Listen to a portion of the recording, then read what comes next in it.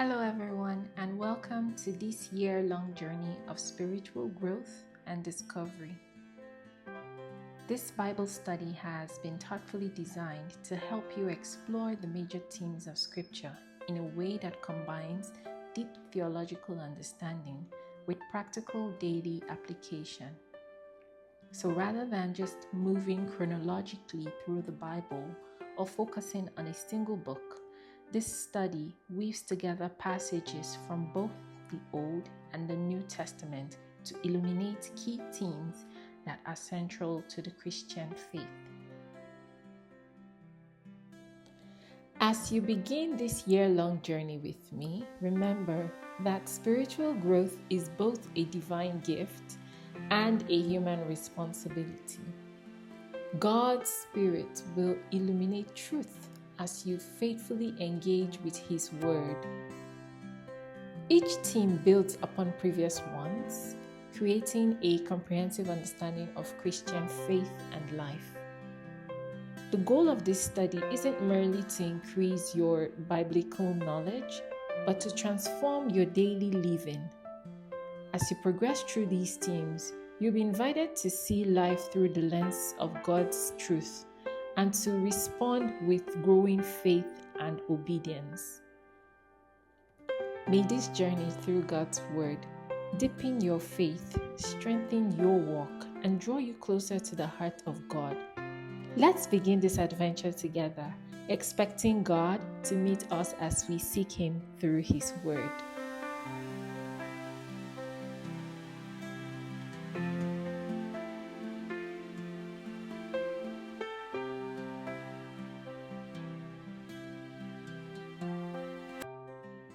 Welcome to week 1 of this year-long journey. This week, we are going to be looking at creation and God's nature. I believe we are familiar with the story of creation. Well, if you're not, you can read through Genesis chapter 1 and 2 to get the full story. The story of creation reveals not just how the universe came to be, but more importantly, it reveals the character and nature of God as all-powerful, intentional, and personally involved in His creation. To understand God's intention, let us read from Genesis chapter 1 from verse 1 to 3. In the beginning, God created the heavens and the earth. The earth was without form and void, and darkness was on the face of the deep. And the Spirit of God was hovering over the face of the waters. Then God said, "Let there be light," and there was light. In the very first words of Scripture, we encounter a God of intention and purpose. In the beginning, God created.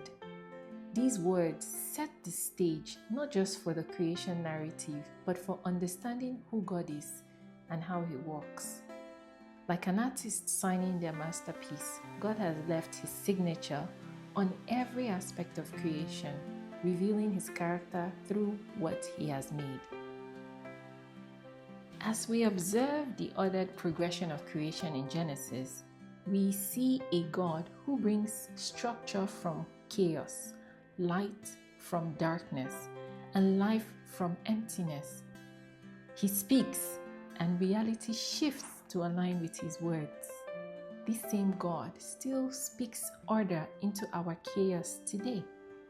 Whether it is our personal struggles, family challenges, or life transitions, when we feel overwhelmed by disorder, we can remember that bringing order from chaos is part of His nature. Let's read what the psalmist says in Psalms chapter 19 from verse 1 to 4. The heavens declare the glory of God, and the firmament shows His handiwork. Day unto day utters speech, and night unto night reveals knowledge. There is no speech nor language where their voice is not heard. Their line has gone out through all the earth, and their words to the end of the world. In them he has set a tabernacle for the sun. The heavens declare the glory of God reminds us that creation isn't just functional, it is beautiful and meaningful. From the delicate structure of the snowflakes to the vast expanse of the Milky Way, creation displays both God's attention to detail and his unlimited power. Even in our busy lives, these natural wonders serve as daily invitations to pause and recognize God's presence and creativity. John's Gospel reveals another crucial aspect of creation. Let us read from John chapter 1, verse 1 to 3. In the beginning was the Word, and the Word was with God, and the Word was God. He was in the beginning with God. All things were made through him, and without him, nothing was made that was made. This passage reveals Christ's role as the eternal Word through whom all things were made. This profound truth connects creation's beginning with its purpose. Everything was made by him and for him. When we understand this, it transforms how we view both the world around us and our place in it. We're not cosmic accidents, no. We're intentionally crafted beings, made to reflect our Creator's image. Colossians chapter 1 from verse 15 to 17 reads, He is the image of the invisible God, the firstborn over all creation. For by him all things were created that are in heaven and that are on earth, visible and invisible, whether thrones or dominions or principalities or powers. All things were created through him and for him, and he is before all things, and in him all things consist. Perhaps most remarkably, Scripture reveals to us that God didn't just create and step back. He remains actively involved in sustaining his creation. He maintains the seasons, he provides for the animals, and he even knows when a sparrow falls. This same detailed attention extends to our lives. The God who numbered the stars also numbers the hairs on our heads.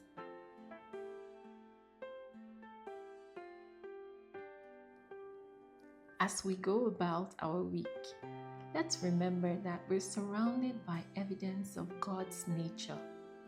So whether we're admiring a sunset or planting a garden or simply breathing in fresh air, we're interacting with his handiwork. Every atom and galaxy testifies of his power. Every ecosystem demonstrates his wisdom. Every provision reveals his care. Revelation chapter 4 verse 11 says, You are worthy, O Lord, to receive glory and honor and power, for you created all things, and by your will they exist and were created. Now, the question isn't whether God is revealing himself through creation. He's doing that already, constantly. The question is whether we'll pause long enough to notice, to wonder, and to worship. This week, let's look at our world with fresh eyes, seeing in it the signature of our Creator and allowing that vision to draw us closer to him. Let's take some time to reflect this week. Looking at the coming week, where could you spend 10 minutes outdoor each day to intentionally observe God's creation? You can choose a specific time and place. Just be intentional. What is one room or space in your house that needs God's creative order brought to it? And what are 3 steps you could take this week to begin that process?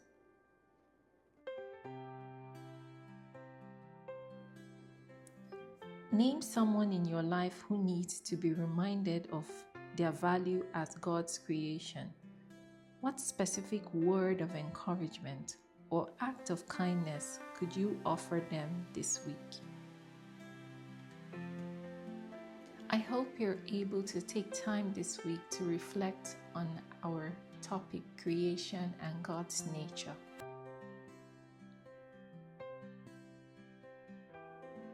I pray you walk through this week with eyes wide open to the wonders of God's creation, seeing His fingerprints in both the magnificent and the mundane.